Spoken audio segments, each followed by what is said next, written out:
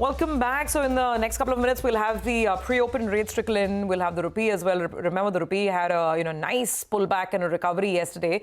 And after market hours, we got more announcements from the Reserve Bank of India. It seems that the RBI will resume the variable rate repo auctions, the VRR auctions as well, starting this Thursday. So why is this happening and how is the market going to interpret this? Let's ask the expert. We have Latha with us in the studios. Latha, tell us more.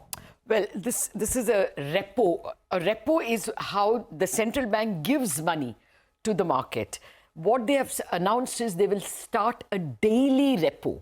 You call it variable rate because the money is auctioned and people can take it at the rate at which it's auctioned.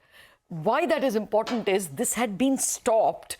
It actually was part of the inflation targeting framework. It was stopped by Urjit Patel, but it was formalized by Shaktikanta Das that we will give money only with a 14-day. You do a repo daily, but banks have to take it for 14 days. So they have to estimate how much will be their liquidity deficit for 14 days. And it is a daily thing, but it is a 14-day cycle.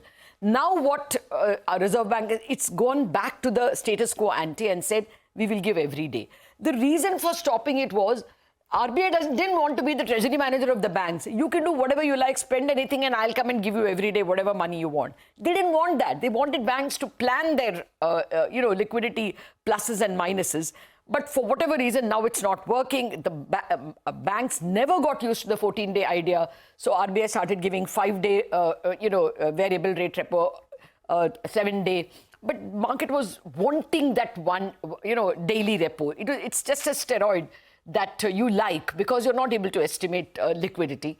And now Reserve Bank has agreed to do what it had resisted for at least 5-6 years to help the banks evolve and make their own decisions, make their own judgments.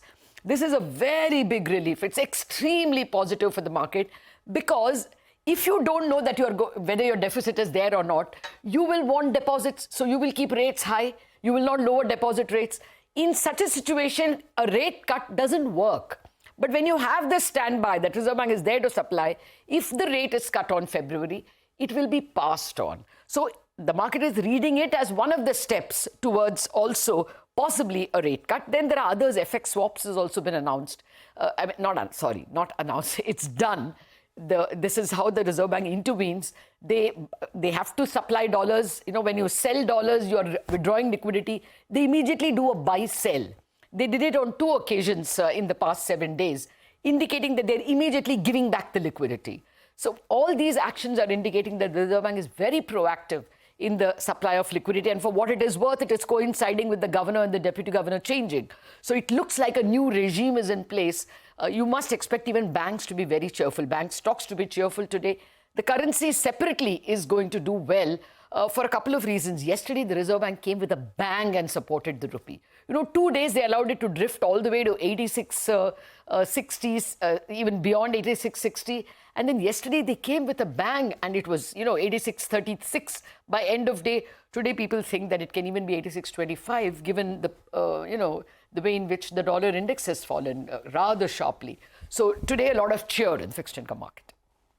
Okay, all right, got that. Latha, thank you very much. So let's see if bank stocks cheer the fact that there'll be some more liquidity now available and the hopes for a rate cut are only increasing.